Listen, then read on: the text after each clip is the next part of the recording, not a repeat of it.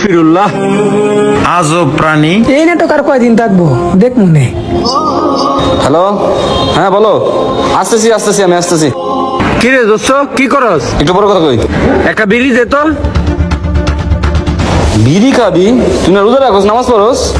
আর আমি তো গ্যাসের লাগে রোজা রাখতে পারি না, তাই রমজান মাসে চিপাই চাপাই আসা বিড়িটা নেই। তুই বিড়ি খাবি কে? দোস্ত মাথাটা খারাপ আছে, একটা বিড়ি দে। বিড়িটা আমি ধরাই, এই সমাজ আমার ভালো হইতে দিব না, বুঝছস? এর লাগে আমি বিড়ি খাইতেছি, রোজাও রাখবো না, নামাজও পড়ব না। দে বিড়ি দে, বিড়ি দে, বিড়ি দে, দে জ্বালাই। ল খা। এই ছোট ভাই, এই কি ব্যাপার? তুমি না নামাজ পড়তা, রোজা রাখতা, তোমার হঠাৎ এই অবস্থা কেন?